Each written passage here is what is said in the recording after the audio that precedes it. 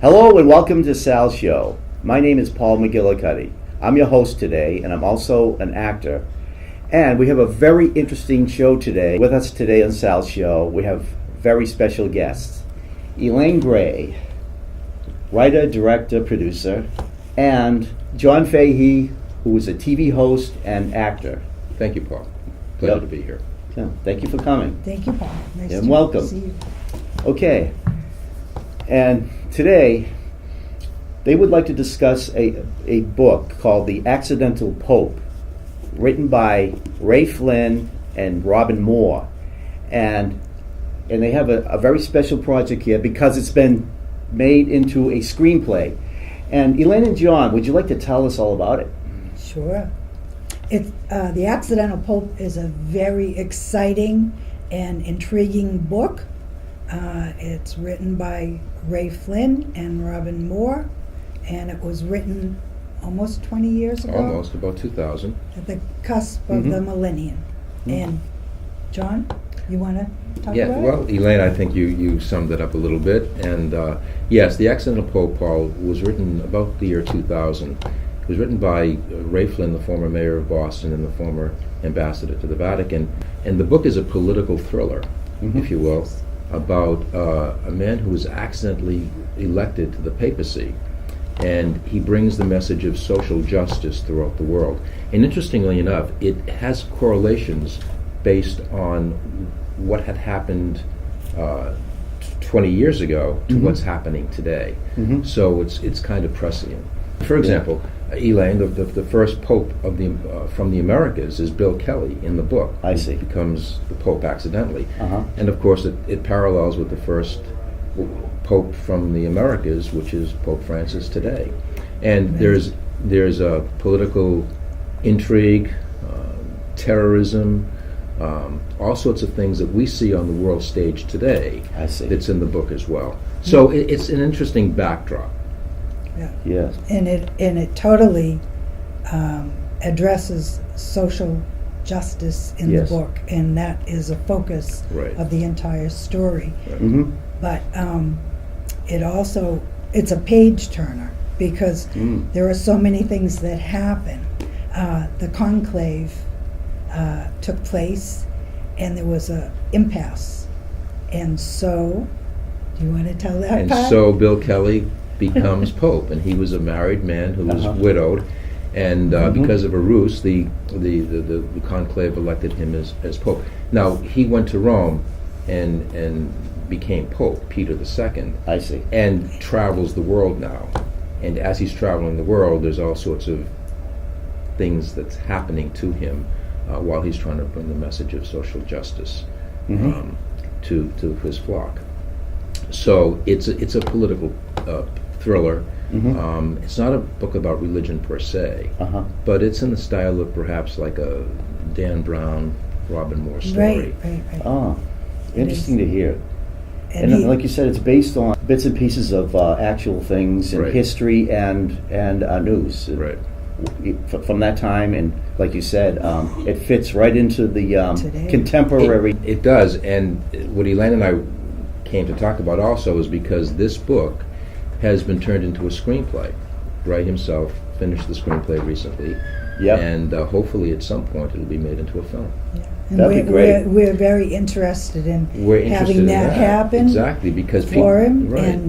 and so that the story gets out there, because it's a story that needs to be told out there, Right. and it's told in the book, but now it's a screenplay. And it's a great opportunity with the film industry growing here, and definitely, the opportunity is now. It's funny how time works. Sometimes the time's right to do something like that, I and would say sometimes so. it's not. But this feels like the right time. It does, doesn't it? It does, and it's not only because of the story itself, but because Ray is obviously Paul. He's a local boy, and there Right. are all sorts of people from this particular area that have done well in the film industry. Yes, and you told me. screenplays and film, and it's growing. right, that's right. exactly. And there are films being shot here in Massachusetts thanks to the tax incentives and the tax credits. That's good. So hopefully this book will be made into a film at some point, and of course before that happens, there has to be a screenplay. Yes. And Ray has completed the screenplay. And That's great. And so here in the book, the ambassador is Ed Kirby, and it's a parallel. Kind of, also. sort of. We know who Ed Sort of, Kirby kind of, but- sort but of he, is. He, Oh, comes all right. from, he comes from Massachusetts. Bill Kelly's Bill- the fisherman. Bill Kelly is the Bill fisherman. Kelly. The Pope. Is the Pope, but Ed Kirby is the ambassador. Right. I see. Right. And that's sort of like, it might be semi-autobiographical perhaps a little bit here, but Ray Oh. Ray was the ambassador to the Vatican during the Clinton Yes, administration. yes. Right. that- So he very He had insightful. all the resources Right, he had all the available to resources. him Oh, he went- to be yeah. able to create Because he these was there, and characters. he did Yeah. research, and he got to learn things, the template to write a novel. And he was That's also very close to John Paul II. You know, and traveled is with a him. friend of Francis, the current Pope. So it makes a very interesting story, you know, because it's written by somebody who was actually involved in the Vatican, in the That's diplomatic right. corps. So now we're hoping that the screenplay does get turned into a film. And so you're doing the interviews, going around and letting it be known, and I think that's a very But good it's thing. available, right? And Yeah. Ray and I have done a Getting the few word out. projects, public relations wise, and actually you had mentioned that in the great introduction that you did for both of us. But Elaine, and if I can say this, Elaine, because Elaine didn't mention this, Elaine's a publicist as well. Oh, I see. And she's worked in public relations with Ray. That's Right. great. Yeah. But we're both coming from the entertainment industry now. When we talk about this, we feel that the book is a great book, great story. It was on the bestseller list, New York Times bestseller list. It's written by somebody who was actually there. So, and Ray was part of the diplomatic Yes. corps as well as Mayor of Boston, of course. Okay. And now it's a screenplay from Boston. And That's all great. sorts of things are happening in Boston. It's a happening place. Of course, Yeah. of course. Some would call it, it's a long shot, but some are saying Hollywood East. That's stretching Well, it, but no, yeah. well, Paul. Actually, many films have been actually. You were in a couple yourself, the award-winning films. But Right. but yes, movies are shot here. Movies are made here. Yes. Feature And films. yes, films, and even if this weren't made here, were made somewhere else, we hope Yeah. it would be made here. It would be popular in It's this popular spot. here because Ray's from Boston. Yeah. So So all, you- all the puzzle pieces have been put together Yeah. now. Right. With having the screenplay and the book, the message needs to get out, and that's what John and I are trying Yeah. to accomplish, to get people excited I'm about glad, it. yeah, that's good. That you've been acquainted with Ray Flynn for a long time now? Yes. Both of I you? have. That's good. Yes. I've never met him, but I watched him on TV and I read his articles in the paper. Interesting man. Do you also know Robin Moore? Have you met him? No. No. Okay. His other books were bestsellers too, like The Green Berets and many others. I think he's even connected with, he's written songs too, didn't he? I think he wrote the Ballad of the Green Beret. I'm not quite sure I'm about not that. sure, but I'm not quite sure about that, but He it did. brings That's it brings to light the immense talent, right? a multiple talent. That we have here, and no less than with Ray Flynn. And Ray Flynn, he's Yeah. This an area is like- athlete, and right. he's and been involved in so many things. He was actually he was voted the most popular athlete out Yeah, of they South just, Boston. they Oh, really? just named a interesting. park after him in South Boston, am I correct? They Yeah. did yes. And we got, Elaine and I were on a show recently, and caller called in. And caller said, I've known Ray because he was the mayor of Boston, and Right. because he was part of the diplomatic corps, of course. But I didn't know he wrote the book. And that's something that we want people to know about. This particular listener, or viewer, of the TV show that we were on, I see. called in and said, I didn't know that. That was a part of Ray that I didn't know about. So this way people know that the book is out there, the screenplay has been completed, and now hopefully we're keeping our fingers crossed, it Yeah. will turn into a film. The book's available on Amazon. .com. I'll definitely St. read Mark's it, Press. and As I well wish you as the the best on it. libraries, Yeah, yes. I really, yes, the way you're talking about it, I'm very intrigued. I hope it works out. Most likely it will. The story just is the way it's woven. It starts. It piques your interest right from the beginning with the conclave and the different characters in the conclave and how it works. I never was familiar Right, with pe- the workings of the conclave. It's just exciting to learn that after all these years. You know, I was involved going good. to Catholic school when I was a child, Uh-huh. and right up until junior high, and never really knew what was going on there. Right. Yes. What Ray does here is the beginning of the book. We have the conclave, which is the election of the Pope. When a Pope dies, a new Pope is elected. So conclave merely means that everything is shut down and these cardinals go into a conclave, a meeting For so by many themselves days. for so many days until a new Pope is elected. And that's when the smoke goes up. Right, right. Yeah. And what happens here is Bill Kelly is elected. He's not there with them. He's here in Massachusetts because he's a fisherman. But because and of, he's married with children. he's accidentally, his name is put into contention and then he's Ah. elected. Accidental Pope. Yeah, accidental Yeah. Pope. But the backdrop, Paul, is something that everybody would be familiar with. Yet people will know by reading the book the process of a conclave, which is accurate, of course. But the backdrop here is political terrorism, Yes. health concerns, Yes. politics, and the message of social justice pervasive throughout the world. through the Right, church. right. They're all important aspects, That's right. especially now. I have a question. Has Ray Flynn written other books? Yes, he wrote a book several years ago about his relationship with John Paul II. He traveled with him extensively, and it's more or less a book about his experience traveling with John Paul II while he was in the diplomatic corps. And that's available too, as far as I I know, that's available too on Amazon.com. I see. Okay, that sounds interesting. He has a lot of experience. But he's writing. also a prolific writer too. He writes columns. He writes columns for the Pilot, which is the Boston the Catholic newspaper in the Yes. Archdiocese of Boston, and he's a columnist for the Herald as well. Oh, that's good. The screenplay, Elaine, John, have you actually read it, the screenplay yet? We haven't. I haven't. The book we have. Yeah, it's not available yet, yeah. We haven't actually gone through the screenplay, and he's been tweaking it. He's been Yeah. tweaking Yeah, it as we're- well we're- because he's bringing it up to the current. He's brought it up to the current. time. Updated things. Updated it. That's right. great. So even though the book is almost 20 years old, the screenplay has things in it that are a little more recent than that. I see. As with any book that's made into a screenplay, they have to condense it for one thing, and they add and take out things. So it will be the same basic story, though. It'll be pretty much the same story. There is some new aspects to it. There's some new aspects Yeah. to it.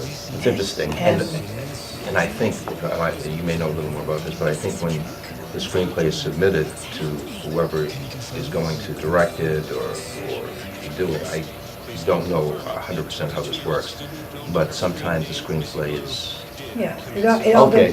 when you changed a little bit Yeah. based Yeah, on okay. certain things that the director might want or whatever, but the basic story will be the same. Exactly, yeah. I'm sure he'll pick all the right producers, directors, and all. Well, it's been a very interesting to hear from both of you, because you know Ray Flynn, and you read the book, and it sounds very exciting. I look forward to it. And so, well, thank you for coming on the show and introducing the book by Ray Flynn and The Accidental Pope. I learned the whole thing here. Thank you for the Q&A here, and You're welcome. thank you for coming on the show, Thank you. John and Elaine. Thank you, Thank Paul, you. for hosting us, and also Thank you for for our having viewers, us and I here. hope our viewers find the book as interesting as we do. Okay, this has been the interview with John Fahey and Elaine Gray. Okay, welcome to Sal's show. I'm Paul McGillicuddy, and the co-host with me is Elaine Gray and John Fahey. Paul, thank you. And thank you again, and thank you for co-hosting with me. We're going to have a lot of fun. Yeah. We have a very good performer with us today. And what it is, it's an interview besides yours from several years back. It's done by Barry Greenspan, and he's interviewing this musician named Vera Meyer. And she plays this interesting instrument called the glass harmonica. We're going to go to the very first clip, and let's watch it. Hello, you are watching Sal's Show, and I'm Barry Greenspan, and I'm with Vera Meyer, who is a virtuoso on a musical instrument called the glass harmonica. Vera, welcome to Sal's Show. Thank you for having me. I'd be honest with you, I'm sure like most people, I've never heard of a glass harmonica until quite recently. Right. And I did my research on it, and I found out a very famous person in history invented this instrument. Benjamin Franklin. The Benjamin Franklin. Right. And it's called a glass harmonica. It was invented in 1761 by Benjamin Franklin, and it's based on the principle of rubbing a wet finger around a wine glass. I don't know if any of you have ever done that, but Benjamin Franklin, when he was an ambassador to the colonies living in Paris, he traveled to London one day and saw a man in Haymarket Square playing on 50 wine glasses, and he thought, well, I could do this a lot better by just blowing the glasses and putting them on a spindle which would rotate. And he did. He came up with this instrument in 1761. The sound has been described as ethereal, haunting, mystical, ghost-like, coming from nowhere, pervading everything. But the instrument had a very wide popularity for about 40 years until, believe it or not, it was banned by German police because it was thought to cause insanity, nervous disorders, convulsions in dogs and cats, marital disputes, and wake people from the dead. But I feel fine. The next thing I would like to play is Jana Gana Mana, the national anthem of India.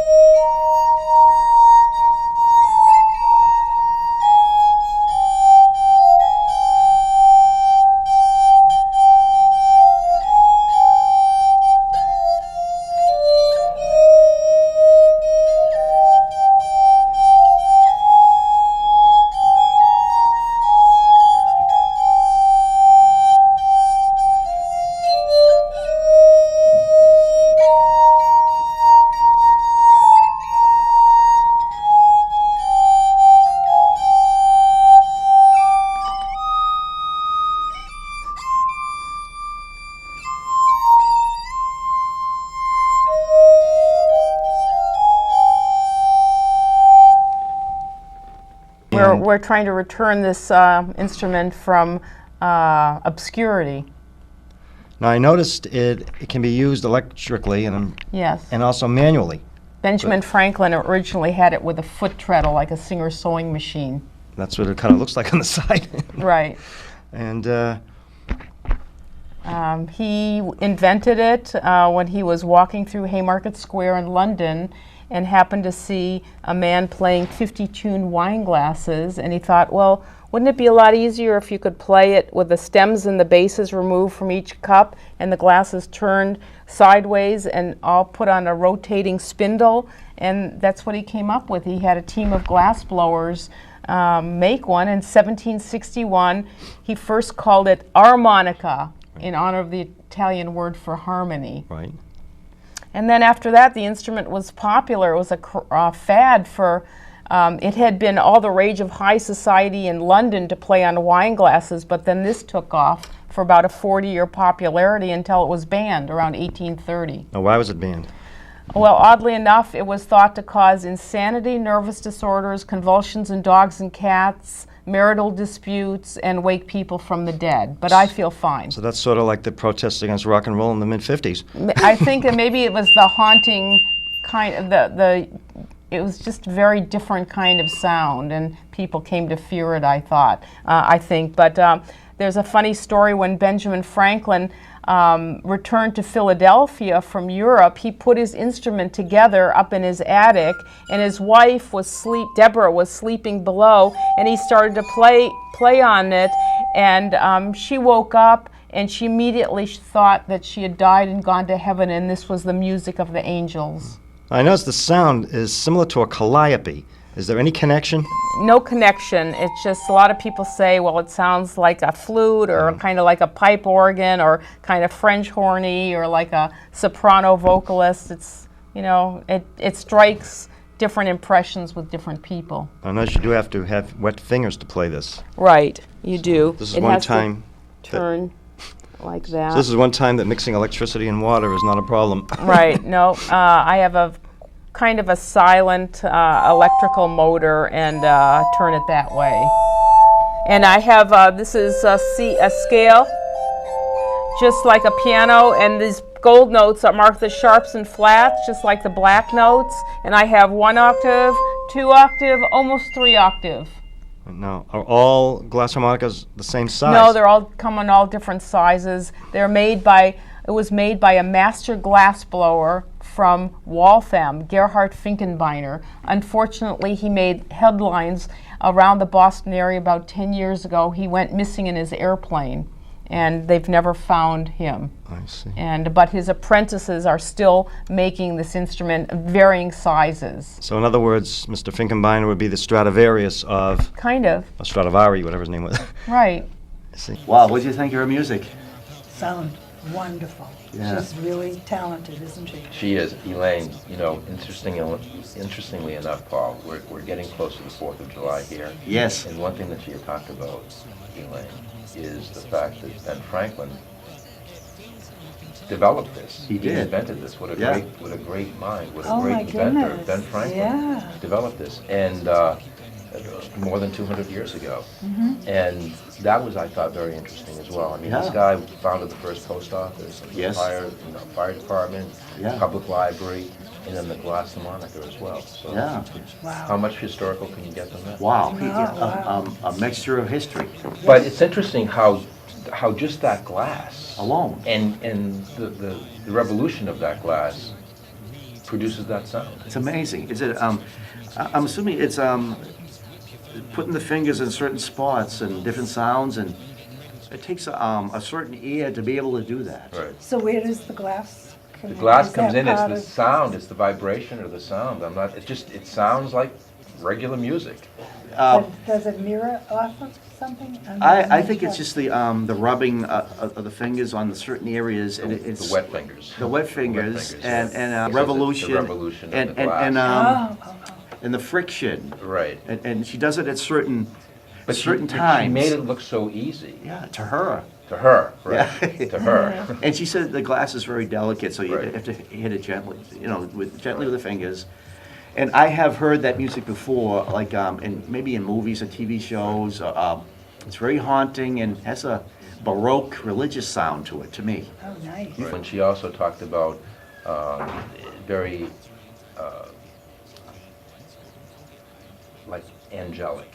Okay, with that said, let's go on to the next one by Vera. And this one is an Irish tune, and let's roll it. I would like to play some music that Benjamin Franklin may have played on this instrument. They're British Isle tunes, and they're very lovely. I will play a couple of songs, South Wind, and then Star of the County Down from Ireland.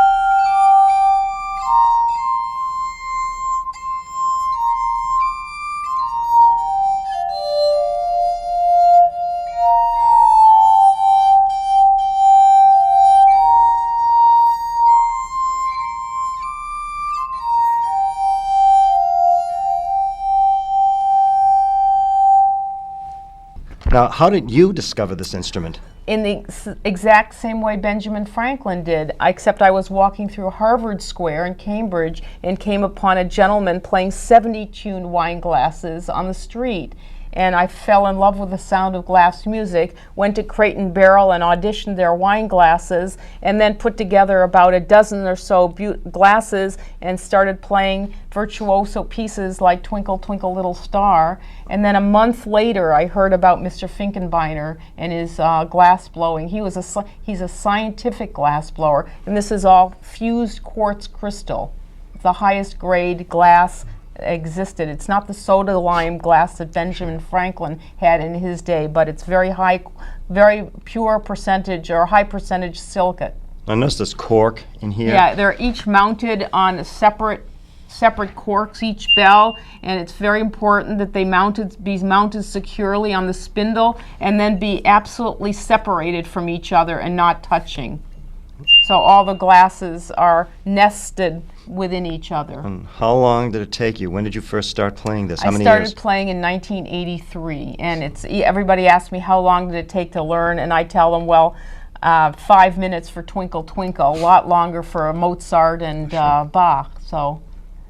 Now, is this a very common instrument around the world? Or? No, it's very rare. I'm one of just a handful of people to play it, but my motto is one in every home. But I started in the mid-'80s. I'm co-founder of an organization called Glass Music International, designed to gather together all people throughout the entire world who enjoy playing on glass instruments. I try to use distilled water so it doesn't get so white with the mineral deposits, but occasional cleaning is really the only. Once they're tuned, they never again need tuning. They're tuned by the builder when it's made, either by grinding the base of each glass to create less mass, or dipping the whole cup in a hydrofluoric acid bath, which etches the glass and thins the wall and makes it a deeper pitch. My husband would be interested. He's Irish, and we always talk about Irish music and Yeah, I love Irish it. dialect. But she's very talented. She makes it seem so easy. Too easy. She's a great talent. Wow. And I've heard that music. I'm trying to place, maybe I heard it in a movie. I can't remember where, but I've heard that in the background. Let's watch our next act. I am a street musician out in Harvard Square. I've been playing out in the square since 1984, and so many people from all over the world come through there that I wanted to play songs that they would recognize. I am now going to do the Japanese song Moon Over the Ruined Castle, Kojunosuke. Okay. Then I would like to play a Korean song called Areran, and then a Chinese song which is very famous.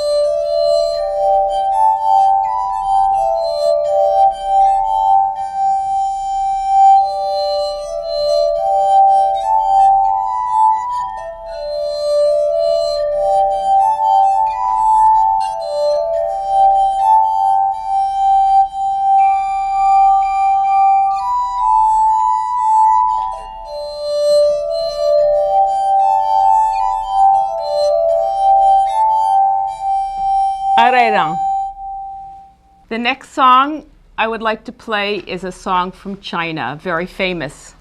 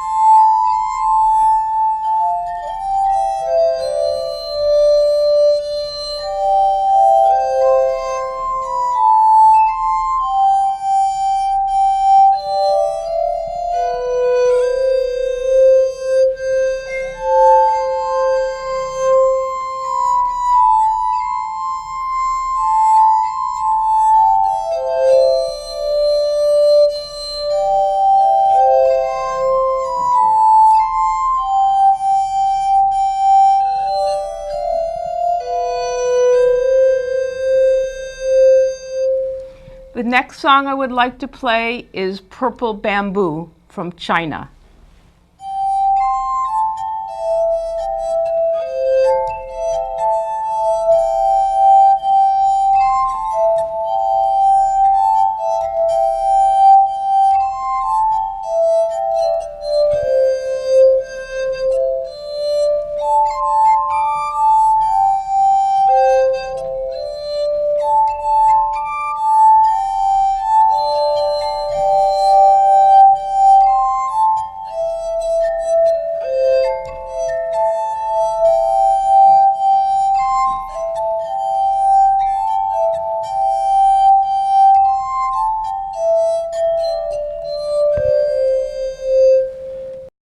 If somebody, one of our viewers, decided they want to take up this instrument, any idea what price range it would cost to have one? Several $1,000s. Several $1,000s. Yeah, it's a lot less delicate than it looks. I mean, you don't want to drop it, but I move it around quite a bit. You have your own CD. I do. You did show it to us. And now what have you put on it? Is it Well, original tunes or is it no, it's cover a versions? complete eclectic mishmash. There's classical, there's Irish, Japanese, folk, children's, Chariots of Fire theme, Over the Rainbow, a pavan from early music, Shenandoah, theme from Romeo and Juliet, national anthem, Shebeg Shemor, Irish. So it's kind of a mixed collection. Anything I think that sounds really pretty on the instrument. Interesting. And this picture was taken when I was asked to be in a film for PBS production called Benjamin Franklin, and that is aired several times on PBS. They put me in the Lexington Historical House with a costume that they rented from England and a wig. One of my glass colleagues did a record. I forgot the name. She's a famous recording artist, right. But Neil Young bought an instrument, and I think Paul McCartney may have also. And one of the latest purchaser of one of these instruments is the Sultan of Oman. Now that's different. Asian it's tunes. Beautiful. I can picture certain Asian meditation with that music. Yeah, She's so eclectic. She has such a wide range yeah. of music. Yes. Just the three that we've watched. I can't That's wait to it. hear the others. Yeah. Here's more from Vera Myers. The next song I would like to play is A Beautiful Christmas Carol.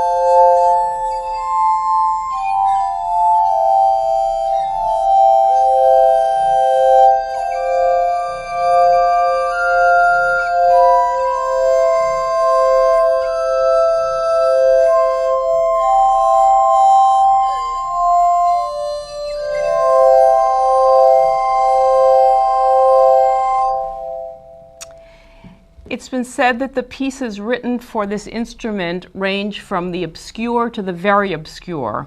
Now I'd like to play the most famous piece ever written for this instrument, the Adagio for Glass Harmonica by Mozart.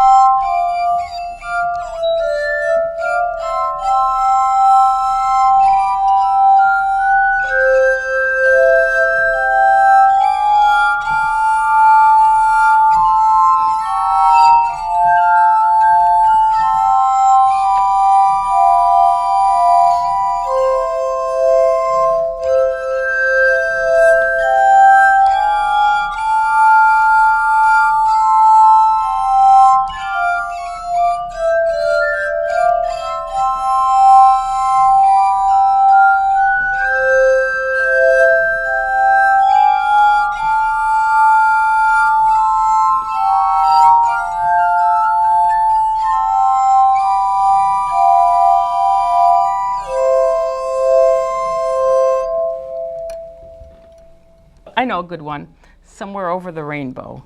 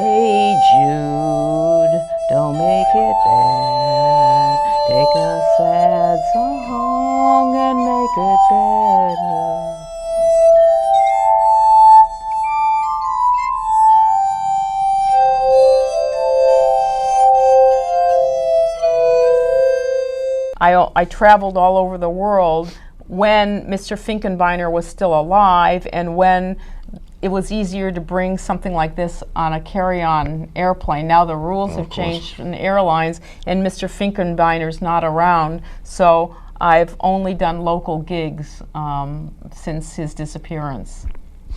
Interesting. But if anybody wants a unique concert, I'm always available. Now, how would somebody contact you? I have a website. I have, if you can go to my web page under myspace.com/my name, Vera Meyer, VERAMEYER, all one word. But, or you can contact Sal's program, and I'm sure he'd be able to direct anybody to me. Now, you are visible on YouTube, am I correct? I do have am featured on YouTube, playing in Harvard Square, yes. Wow, Merry Christmas. Yeah, it's a different aspect of Silent Night that we've ever heard. I don't know how she does it with Paul. that instrument. I don't think I've ever heard a Christmas song on the glass harmonica before. Me either. Except on Nor your have show. I. Yeah, I could see the snow falling and that playing. So it has a nice feeling to it. Yeah. She has a varied, Repertoire. yeah. Yeah. I'd say. Yeah. Sure. I'd say. Yeah. Next up, we're gonna do another one from Vera Meyer, and this is very unique. And let's watch the video. Okay, how about Hatikva?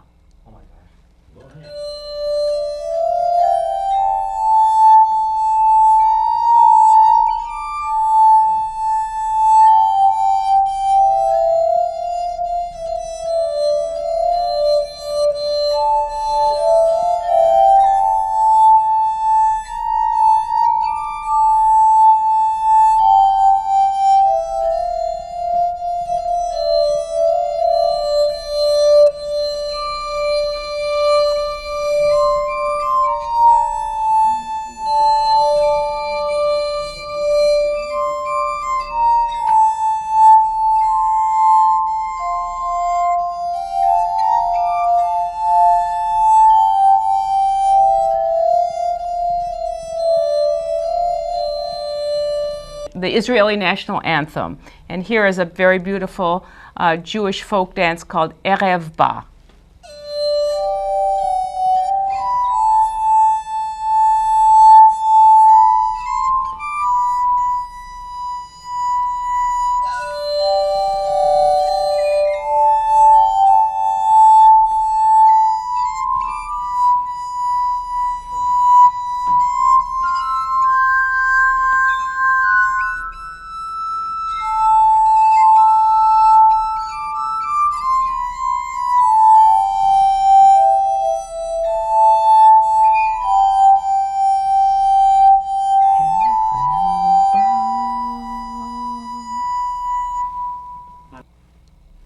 This is Ode to Joy by Beethoven.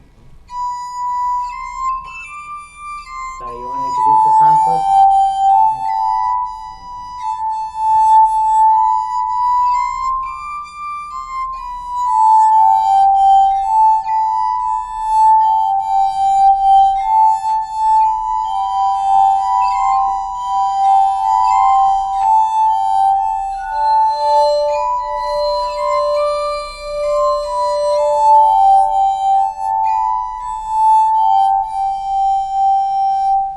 Here's a beautiful hymn called The Spacious Firmament from the Creation by Haydn.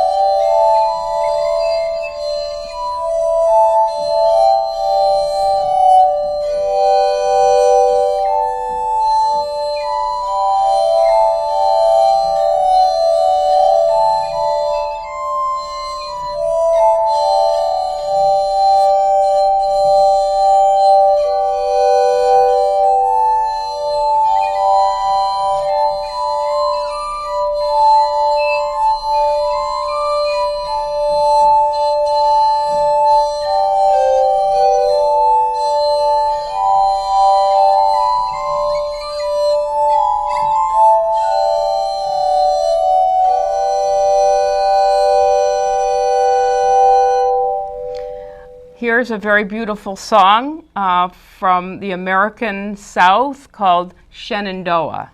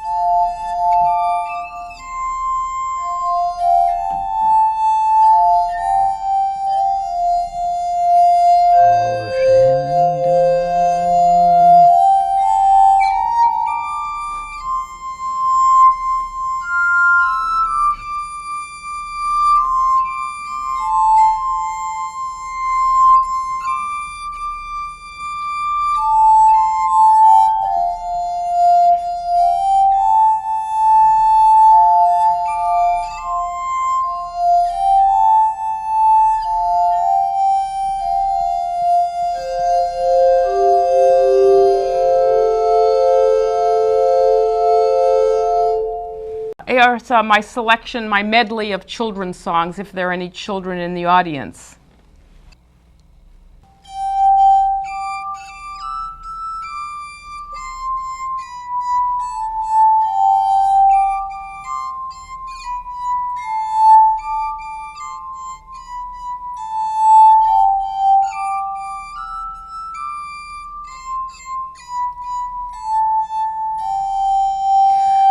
The eensy weensy spider went up the water spout. Down came the rain and washed the spider out. Up came the sun and dried up all the rain. Then the itsy bitsy spider went up the spout again. Old MacDonald had a farm, E-I-E-I-O, and on that farm he had a cow, E-I-E-I-O, with a moo-moo here and a moo-moo there, here a moo, there a moo, everywhere a moo-moo. Old MacDonald had a farm, E-I-E-I-O. The wheels on the bus go round and round, round and round, round, round and round. The wheels on the bus go round and round all over town. The wipers on the bus go swish, swish, swish, swish, swish, swish, swish, swish, swish. The wipers on the bus go swish, swish, swish all over town. Here's something for slightly older children. This is Star Wars.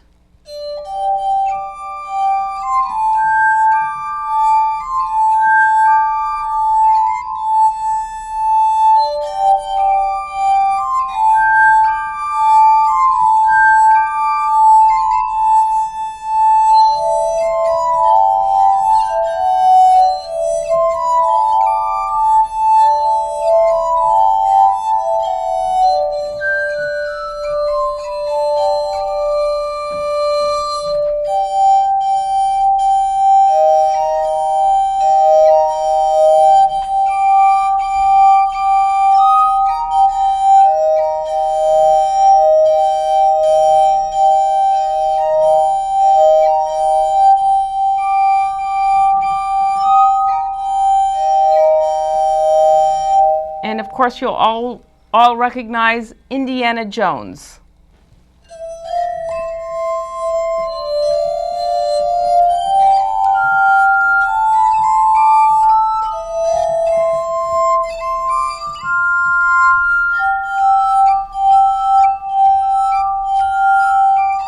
It was multiple tunes there. Yes, it was.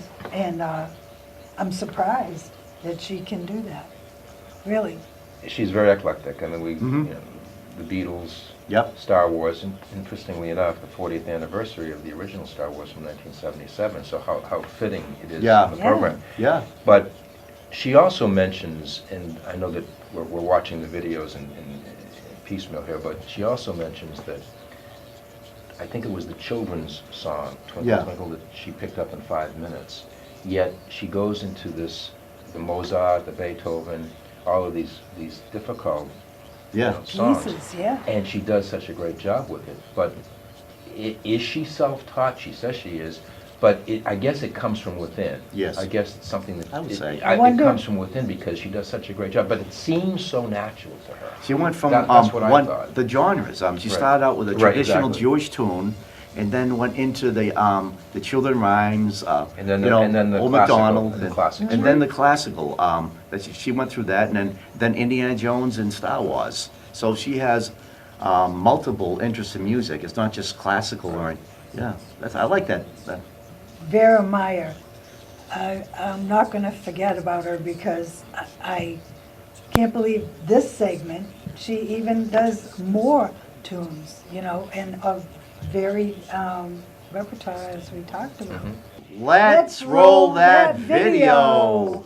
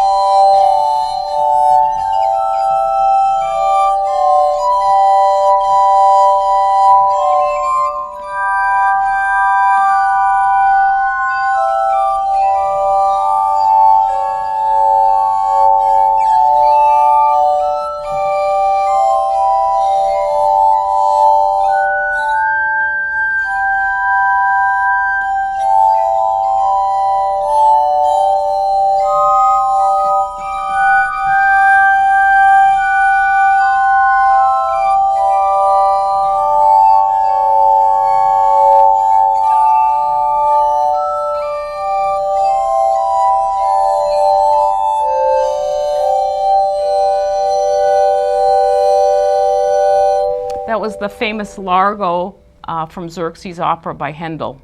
All right, I'll play some very beautiful piece by Bach called Jesu, Joy of Man's Desiring.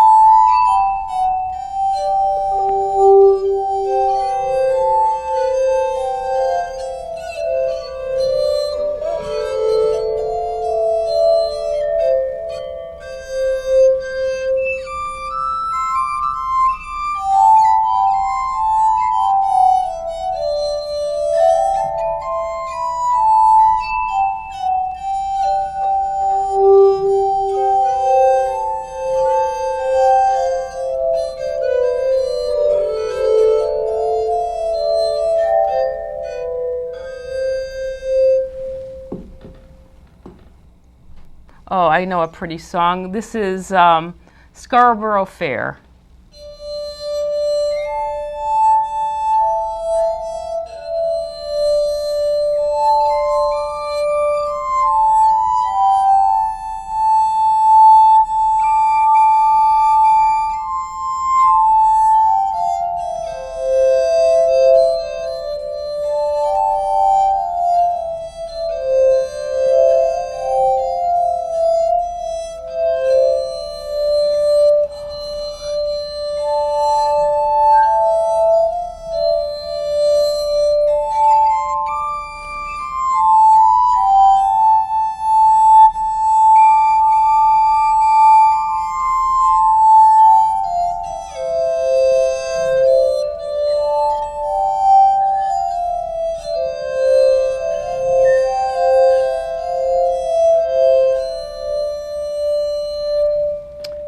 This is Waltzing Matilda from Australia.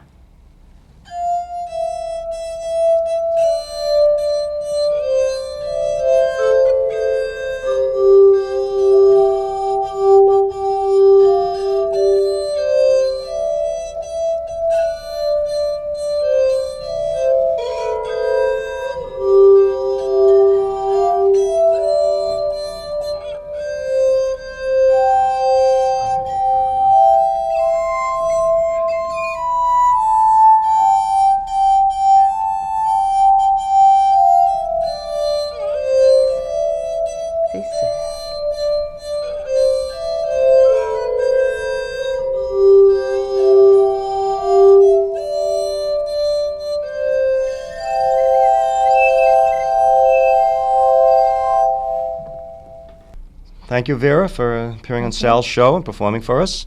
And thank you for watching. Now, this is a real switch. Yeah. Classical. Yeah. Started with a Bach tune. Right. It started with the Bach tune. And it's interesting, she says she does this at Harvard Square. Uh-huh. And all of these different genres of music, I think, Mhm. fit. Yes. I'm gonna go look for her. Yeah. And was that Joy? Or was Ode that to different? Joy, Beethoven. That's a very nice Right. tune. It's popular. We hear it all the time. Right. And, Yeah. and Hey Jude by the Beatles is certainly popular as Oh, well. wow. And most of her, I mean, she did the Jewish and she did the Indian songs as well, but all of it, I think, is fairly popular. Yeah, it's well everyone known. can relate to. Yeah, Scarborough Fair. I mean, that was the 60s 60s, popular right. song, Right. And you know what? She also, switched to another country, Waltzing Matilda, Right. a famous Yeah. Australian I movie. know. Wow. And it's not just one, well, it's great. It's not just one music, it's a wide range. I like that. Right. I like the 60s and 70s music. That's why I relate to it, because I grew up in that era. I was a kid then.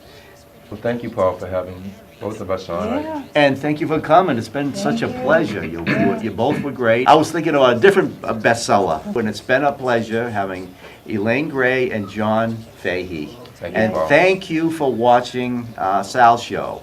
Thank you, Paul, and thank you, Sal. Sal. Sal, my man. Yeah. And viewers,